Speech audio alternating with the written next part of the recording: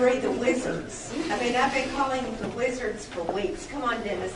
But I just can't say enough about how much we appreciate this team being here, and I hope this leads to other discussions around these topics. Joanne, thank you so much for inviting me here and providing a forum. There's no topic other than this I'd rather speak out on. However, everything I had prepared to say, I threw away, based on what I've heard since I walked in that door. And I actually thought of four things I want to comment on and share with you. The first is Gilbert White's dissertation in 1945, which tried to answer one question. Why, despite everything so many are doing, are flood losses in America increasing? Having addressed a similar question at the end of the last century, why, despite everything so many people are doing for so many different natural hazards and disasters, are things continuing to get worse? And I'm left with the following question that I'd like to leave with each of you. But you have to promise you won't have your feelings hurt or feel bad. So how many of you will promise? Bill didn't put up a stand. Good for you, you noticed. Despite everything you've done, or your agency has done, or you've ever thought to do now and in the future, things will continue to get worse. And to think differently is insanity. Why would what we might take on in the year 2020, would we change what didn't happen in the 1950s or the 1960s or the 1970s or the 1980s or the 1990s or in the, what do you call it, OOs? It's an interesting point of view. Proved me wrong. The second thing I thought of was I think I may know why. And I had this idea as a few of my colleagues were talking before I came to the podium. Our view of mitigation is terribly narrow. It may be so narrow that future generations may call it misplaced. How could we possibly think we could achieve progress and reverse the ever-stemming increase in losses that nature imposes on humanity?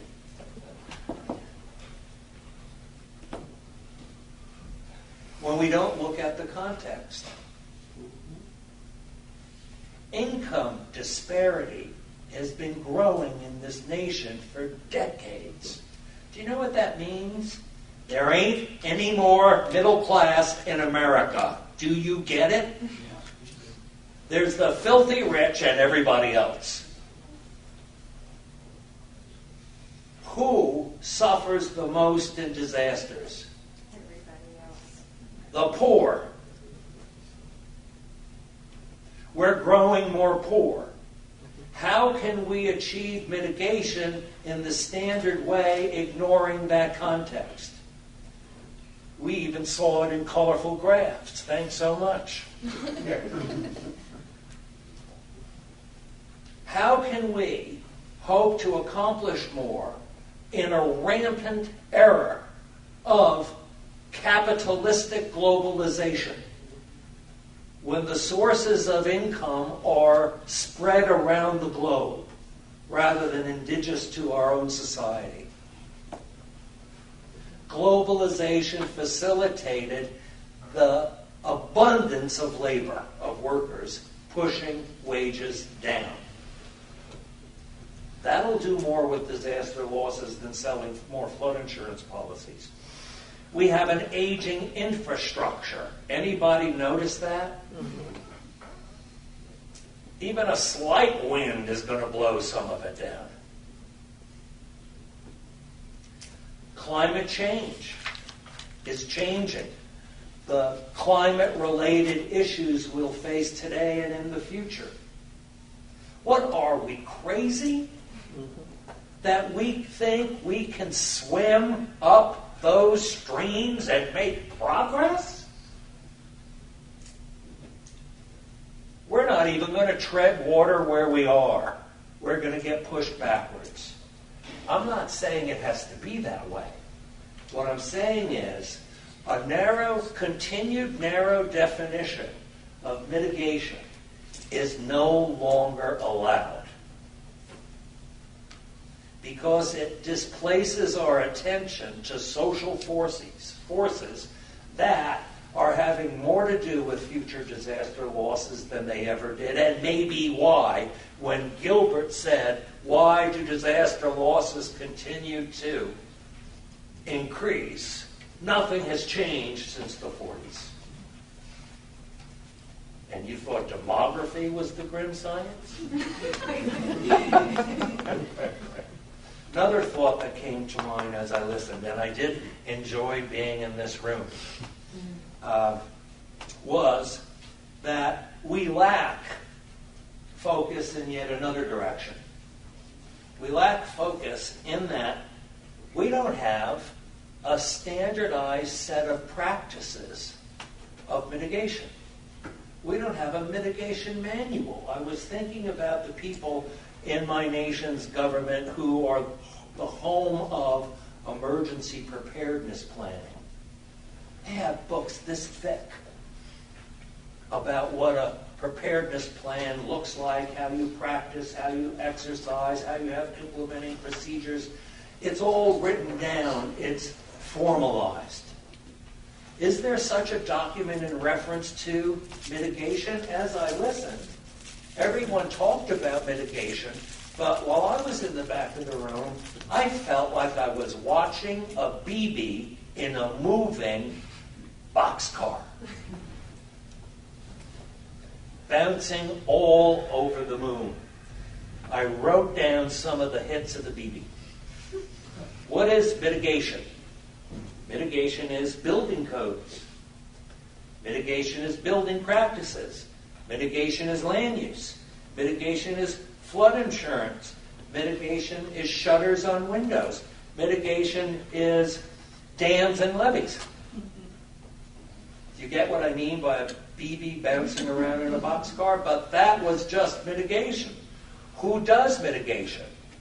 This isn't a comprehensive list. This is just what I heard in this room today. Mitigation is done by planners. It's done by government. It's done by local cities.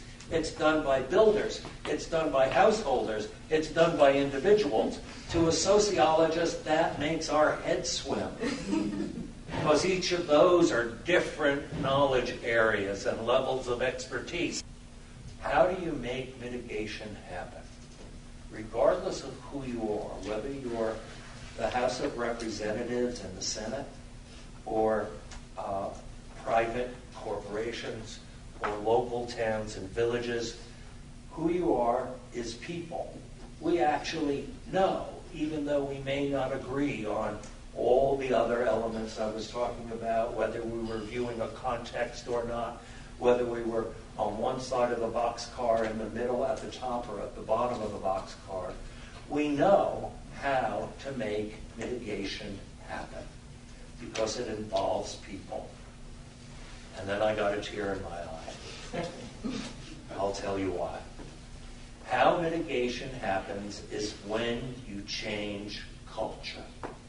And people value thinking in the long term and value taking behaviors that result in safer houses, safer communities, safer states, a safer nation.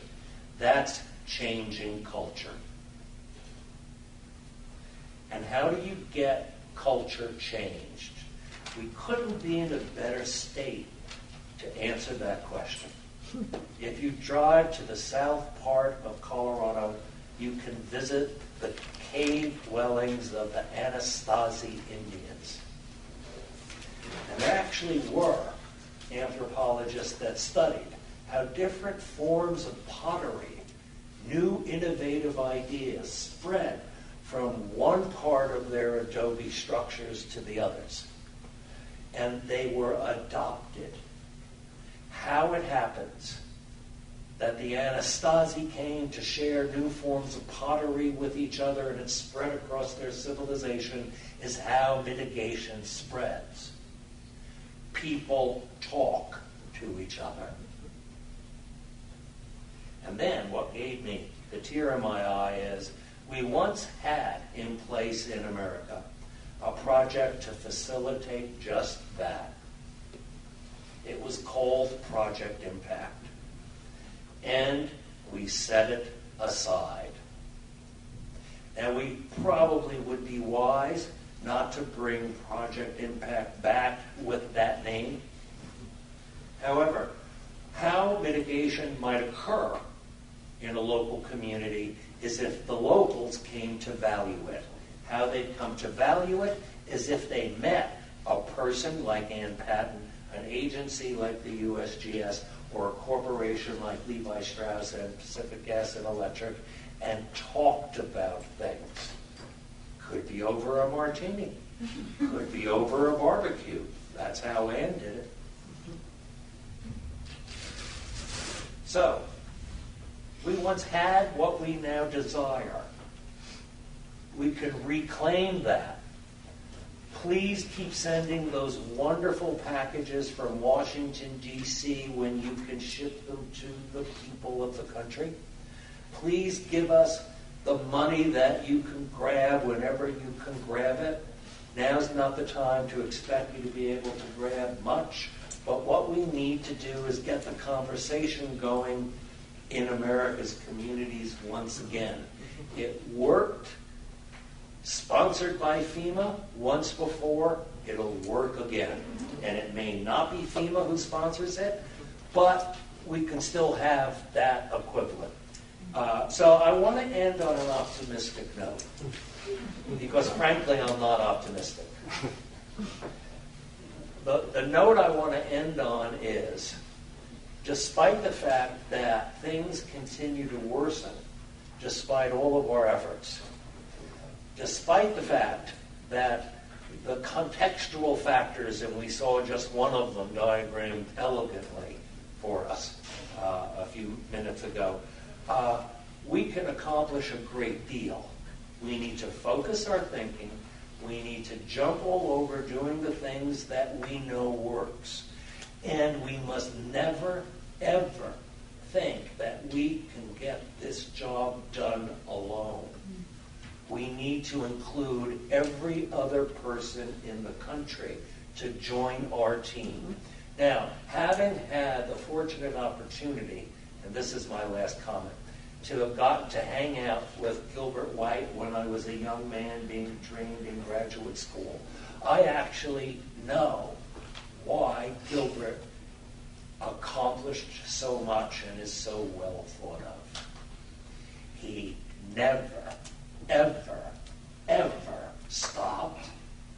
And one of the things he never stopped doing was enrolling more and more people to join in his life's mission, without accomplishing much in terms of turning back the stem of losses in the nation. And he, more than others, might be sad by thinking about that. He died smiling. And those of you who had the opportunity to meet him and know how happy he was. So it was the journey, and we're on the mitigation journey. Thank you for forming this association. I'm thrilled to know that you exist and look forward to attending and participating in many more of your meetings. Thank you so much.